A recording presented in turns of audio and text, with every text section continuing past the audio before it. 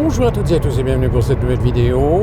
On va commencer, je vais vous poser une question.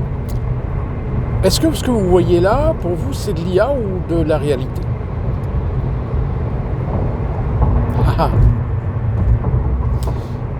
Pourquoi? Tout simplement parce que, vous le savez, si vous êtes fidèle à la chaîne depuis quelques années, j'ai fait quelques vidéos où je vous aidais à suivre un petit peu l'évolution des intelligences artificielles et plus particulièrement de ce qu'on appelle l'intelligence artificielle générative, c'est-à-dire tout ce qui est images, son, vidéo.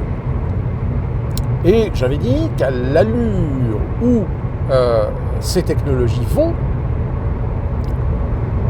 on va très très vite être confronté à un problème ou des problèmes.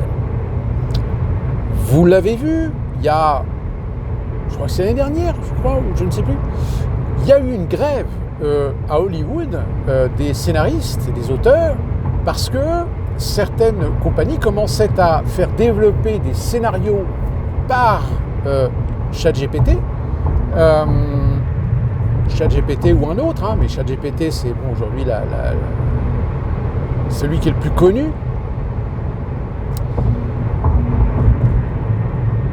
Parce que certains s'amusaient, au lieu de payer un scénariste pour créer un scénario, pour créer une histoire, ils faisaient créer une histoire et un scénario par une intelligence artificielle et ils demandaient à un pigiste de rectifier. Vous savez, comme on pouvait demander à quelqu'un de relire le texte pour corriger les fautes, etc., pour apporter quelques modifications. Ce qui fait que celui qui fait le rôle de correcteur, finalement, n'est pas le producteur de l'histoire, c'est une IA. Donc évidemment, vous payez 3 francs 6 sous un correcteur plutôt qu'un scénariste. Vous voyez un petit peu le... Ça voilà, ils ont trouvé des accords, etc., mais ça ne va pas empêcher certains de commencer à faire faire des scénarios par des IA ou des adaptations de romans avec des IA. Dans la musique, alors la musique c'est pire. C'est-à-dire aujourd'hui, vous pouvez le voir sur internet, vous avez des petits malins qui arrivent à utiliser des voix d'artistes connus pour leur faire chanter des chansons qu'ils n'ont jamais chantées, voire même des IA qui vont générer des styles musicaux.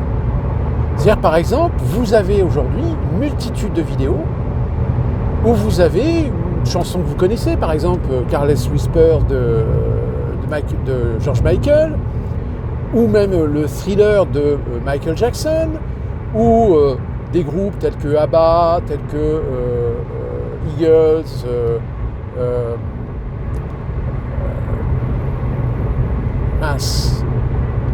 Supertramp, etc. Mais dans des styles, dans un style par exemple années 50, années 30, dans un style country, dans un style rap, dans un style techno, dans un style rock, dans un style metal.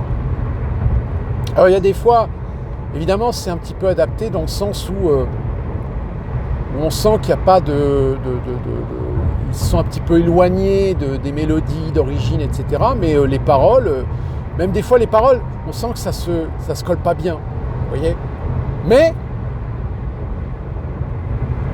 vous dites, si tu crées une chanson avec une musique, on n'y voit que du feu. Et ça aujourd'hui, c'est possible. Vous avez des sites où vous pouvez créer un prompt en disant voilà, créer une chanson, voix féminine, sur une musique mix années 80, mais plutôt trip-hop à 90, etc., sur une histoire de relation difficile, amoureuse, blablabla, etc. Plus votre prompt, évidemment, est détaillé, plus ils vont vous générer une chanson.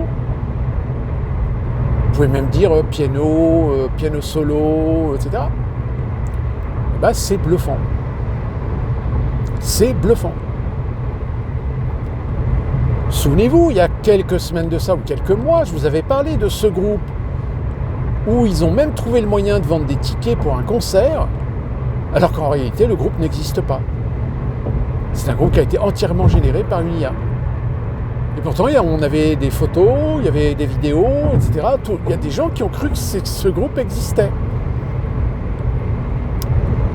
Et maintenant, vous avez...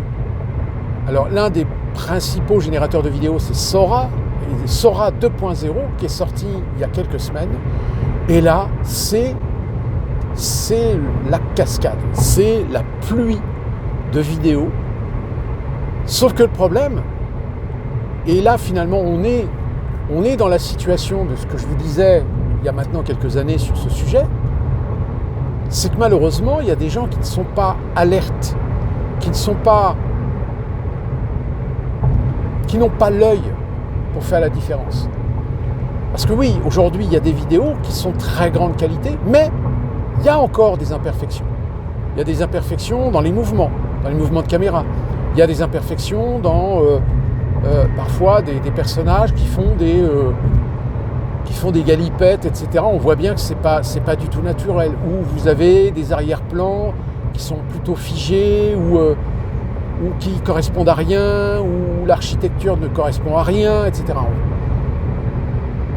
Il y a une vidéo qui circule actuellement où vous avez des jeunes de banlieue qui sont dans l'hémicycle de l'Assemblée nationale et qui foutent un putain de bordel. Alors quand vous regardez bien la vidéo, vous voyez qu'il y a des trucs, ça colle pas. Vous avez des personnages qui collent pas, il y a des mouvements qui sont complètement incohérents. Même au niveau de l'architecture, les pupitres sont inversés, les fauteuils sont parfois à l'envers, ou des trucs comme ça. Mais les images sont tellement rapides que quelqu'un qui ne fait pas attention, il va croire que c'est une vraie vidéo. Et quand on lit les commentaires, alors je m'y attendais qu'il y ait des gens qui ne fassent pas la différence. Mais à ce point, il y en a un sacré putain de paquet de gens qui n'ont même pas percuté que cette vidéo était une fake, que c'était une vidéo générée par une IA. Pourtant, des défauts dans la vidéo, il y en a un paquet, ça se voit que c'est faux. Eh ben non, il y en a qui plongent la tête la première, et qui réagissent, évidemment. Il y a aussi pas mal de vidéos qui ont été générées pour montrer des vidéos soi-disant... alors, il y a une vidéo qui a été retweetée, etc., d'un mec qui se balade, qui marche dans la rue, etc., et que tout d'un coup, on voit, regarde en l'air, et paf, on récupère un bébé qui tombe. Ben, je vous le donne en 1000. Alors le mec, profil plutôt rebeu, je vous laisse imaginer ce que des gens ont fait de cette vidéo en disant oui, regardez, comme quoi le rebeu n'est pas forcément une racaille, blablabla. Oui, mais connasse, elle est fausse la vidéo. C'est pas une vraie vidéo, c'est une IA.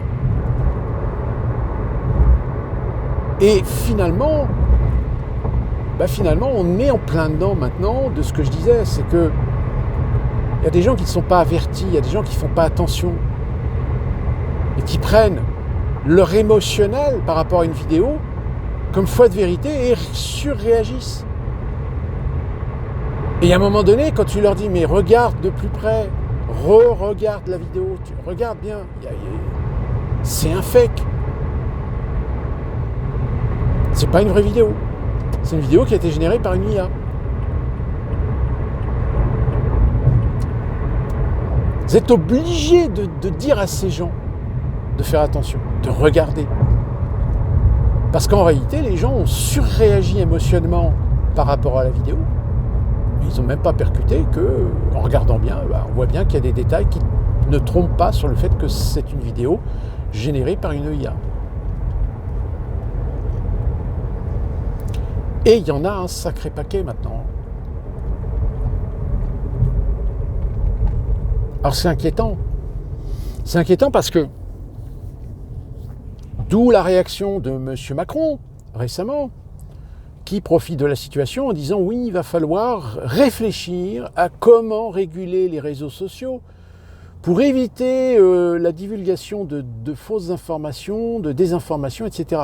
Vous savez qu'actuellement, le couple Macron ont lancé une procédure judiciaire, une plainte.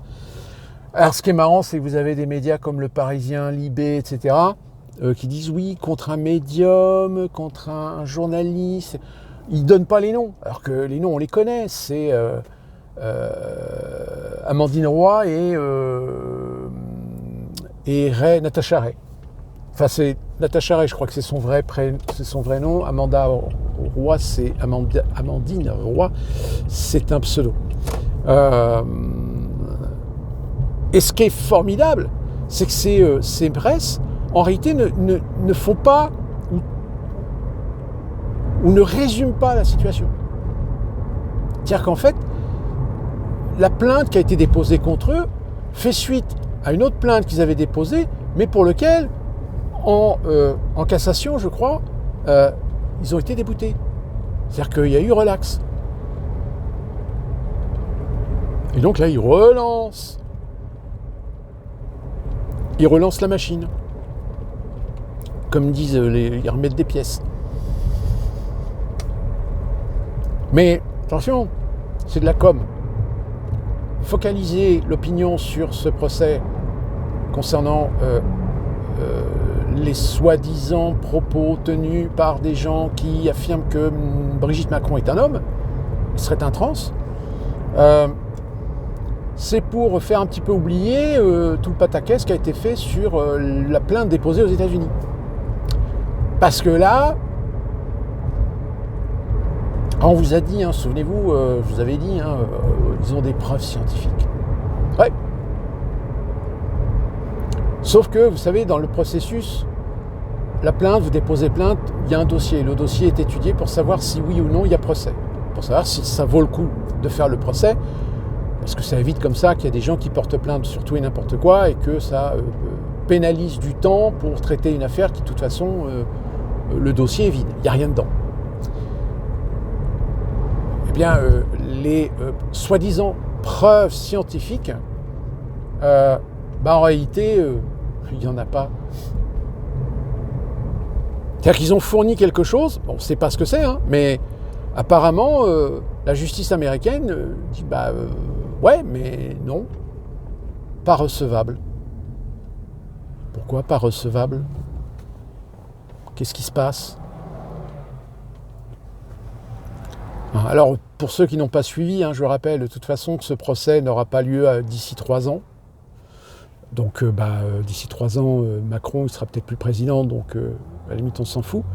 Que Candace Owen peut très bien demander à ce que le procès n'ait pas lieu au Delaware, là où la plainte a été déposée. Qu'elle peut demander à ce que le procès ait lieu dans son lieu de résidence, c'est-à-dire dans l'Alabama.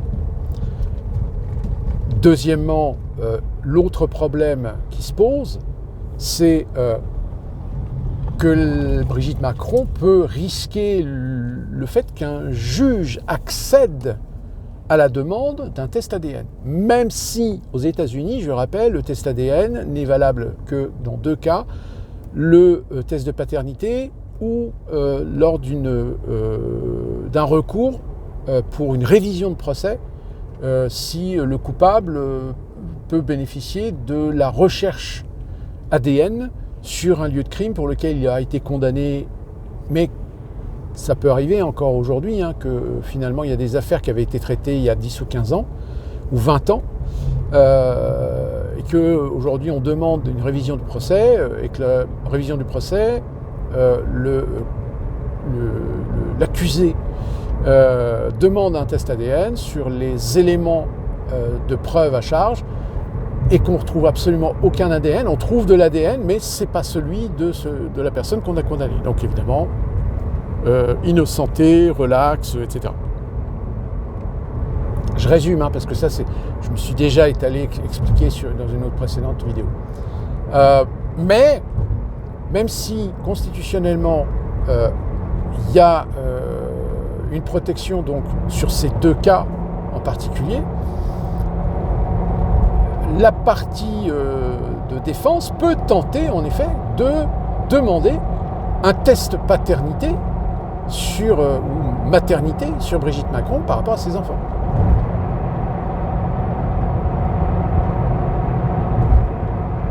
Et c'est là que ça devient intéressant. Et enfin, ça devient intéressant et ça devient risqué. Et puis l'autre détail qui avait été soulevé, c'est que l'avocat de Brigitte Macron se fait payer à l'heure. En général, quand un avocat se fait payer à l'heure, c'est que le dossier n'est pas costaud. Donc il s'assure ses arrières en se faisant payer à l'heure. Enfin bon, tout ça pour dire que même aujourd'hui, Brigitte Macron, Emmanuel Macron, Marine Le Pen, etc. sont maintenant aussi des sujets à des vidéos. Alors, ça se voit hein, évidemment que c'est des vidéos en IA parce que bon, on les met dans des situations complètement ubuesques. Mais voilà, c'est-à-dire qu'il y a une utilisation de l'image publique. Est-ce qu'aujourd'hui, on a le droit d'utiliser l'image publique d'une personne pour générer une vidéo pour se foutre de sa gueule? Donc si vous voulez, aujourd'hui, à l'échelle internationale, on commence à se poser les questions. Sauf que, comment réglementer ça? C'est compliqué. C'est difficile. Même si vous pouvez utiliser des textes de loi en disant, voilà, portez plainte contre une personne parce qu'elle a utilisé votre image sans votre consentement. Mais le problème, c'est que à partir du moment où vous êtes une personnalité publique, on considère que votre image, à partir du moment où il n'y a pas d'insultes, il n'y a pas d'usage, je dirais, discriminant ou insultant, ou à la rigueur, vous avez des juges ou des cours qui diront non en fait, ça passe. Donc voilà, ça devient compliqué en fait. Et je vous dis, vous avez des gens aujourd'hui qui savent se servir de ces outils IA à la perfection et qui réussissent à obtenir des résultats qui sont... il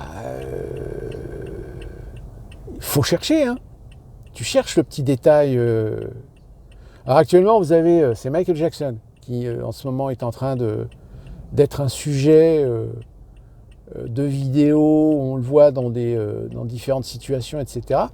Mais là encore, hein, il y a certaines vidéos, alors c'est des toutes petites vidéos qui durent 5 secondes, 6 secondes. Mais sur les 5-6 secondes, si t'as pas l'œil, tu peux très vite te faire tromper. Alors, évidemment, des vidéos avec Michael Jackson, il est mort, donc là-dessus, il n'y a pas de...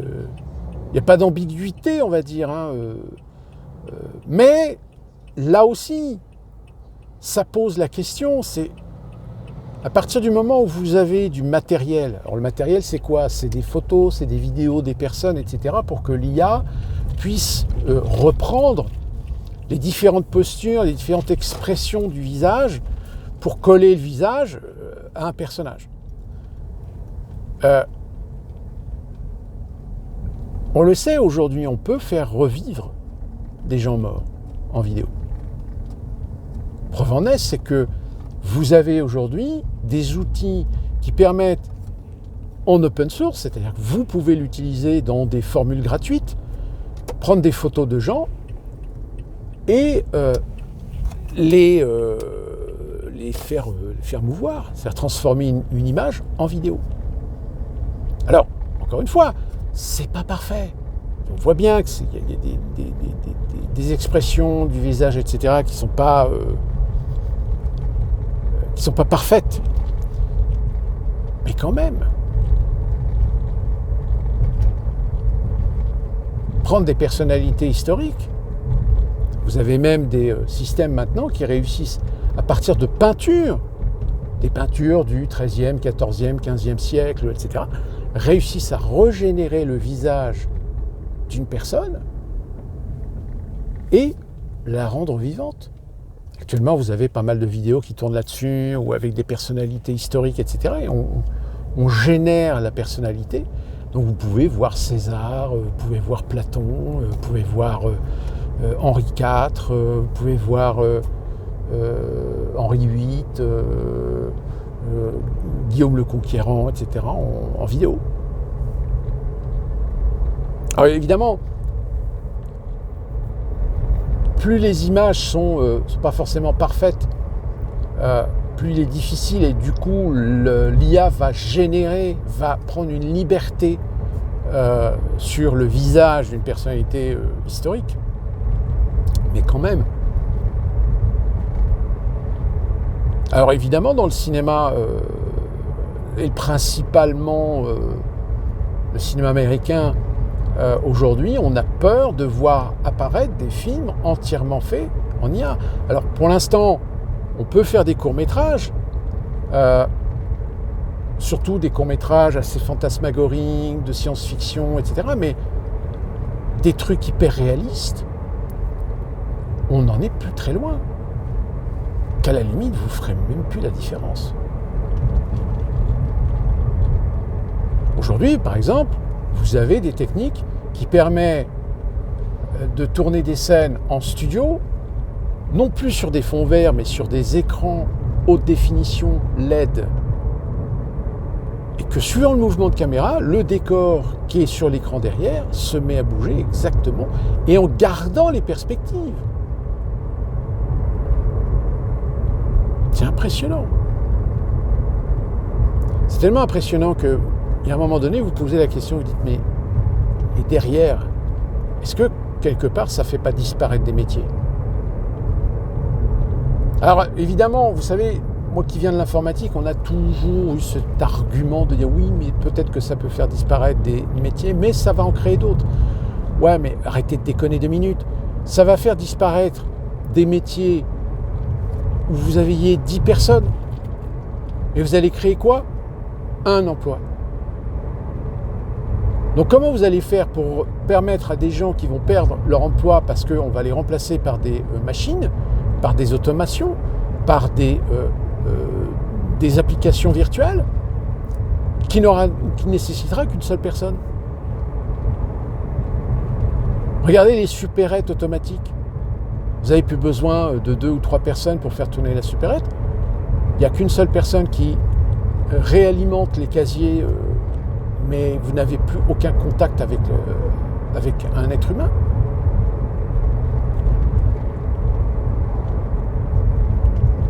Et ça, pareil, hein, c'est l'automatisation, ça augmente de plus en plus.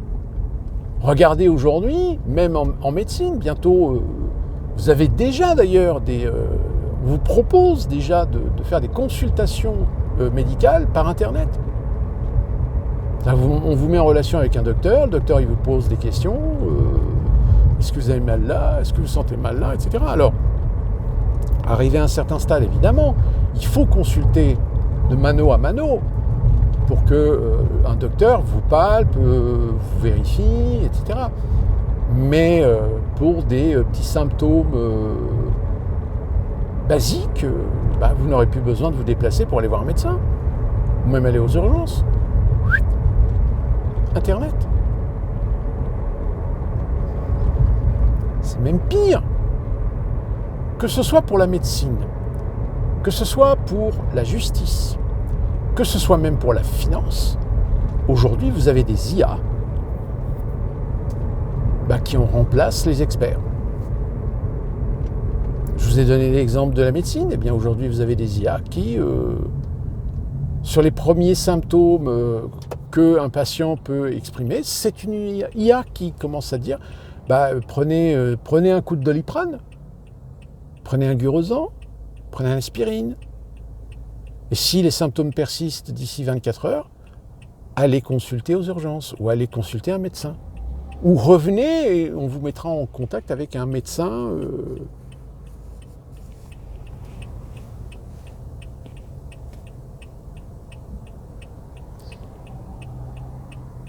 Donc,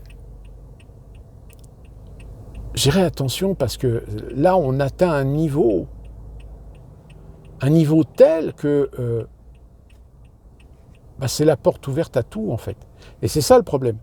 C'est qu'il y a des gens qui utilisent ces outils de façon malveillante, de façon cupide, pour créer des vidéos sensations et qui mettent ça sur Internet en disant que c'est vrai, pour faire du buzz, pour faire du like, alors qu'en réalité, c'est pas vrai. C'est faux.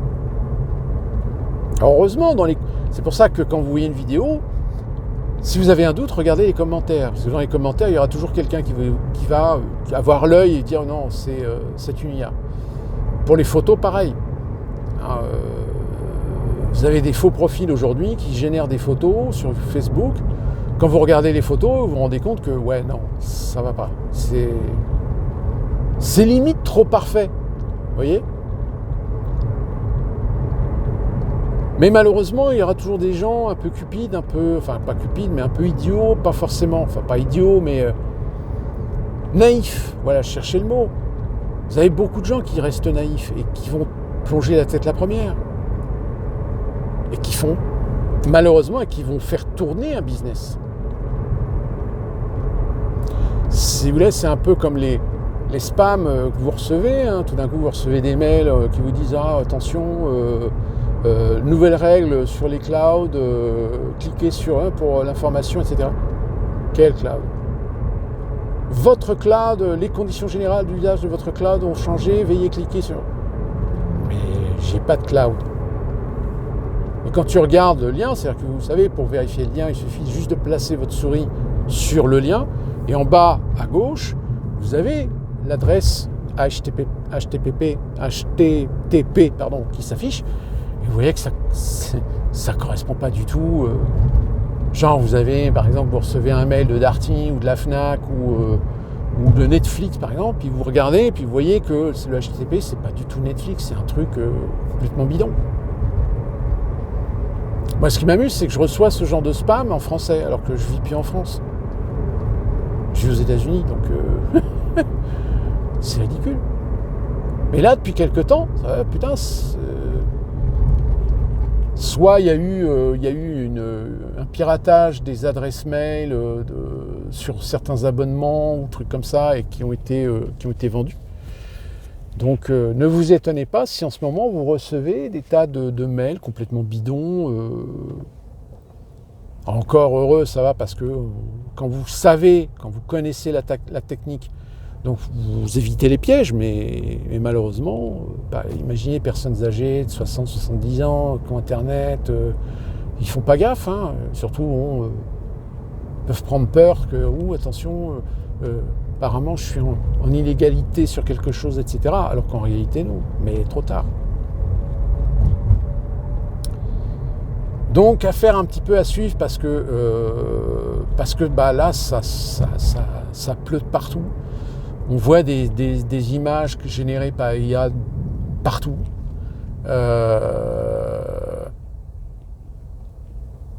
Pareil, hein, sur les sites de rencontres, je pense qu'à mon avis, ça doit y aller un maximum de générer des vidéos pour faire croire que la personne existe réellement alors qu'en réalité non. Hein, les brouteurs, comme on les appelle.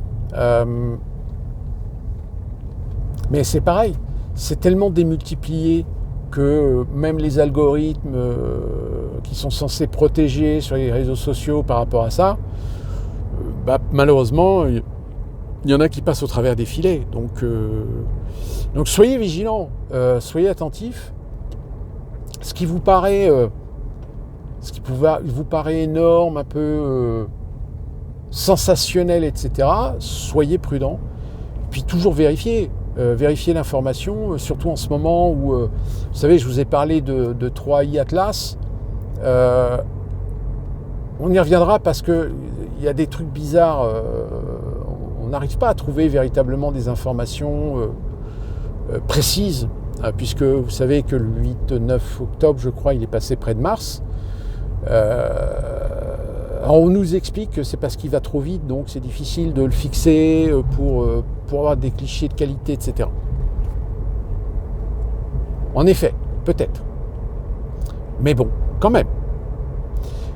Et par contre, alors là, sur les réseaux sociaux, mais alors vous avez des tas de gens qui vous font des vidéos, et qui vous racontent, mais alors, genre oui, le truc le plus courant qu'on voit, c'est en réalité la NASA, les Chinois, l'Union Européenne sont en train de nous cacher que, en fait, c'est un vaisseau spatial.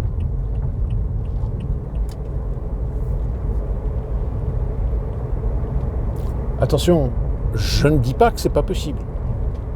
Mais, pareil, ces gens-là, ils apportent aucune preuve. Souvent, leurs vidéos, c'est en fait un montage de... comment on appelle ça, d'images d'archives ou d'archives de... Vous savez, des vidéos qu'on peut acheter pour agrémenter ou alimenter une vidéo, des trucs libres de droit, si vous voulez. Donc ça, faites attention. Pareil. Pour l'instant, je reste prudent concernant 3i Atlas. Je ne fais pas de plan sur la comète. Voilà, soyez prudents par rapport à ça, parce que là, ça devient invasif, on va dire. Et nous, on se retrouve très prochainement pour une nouvelle vidéo. D'ici là, portez-vous bien. Et oui, je suis bien réel.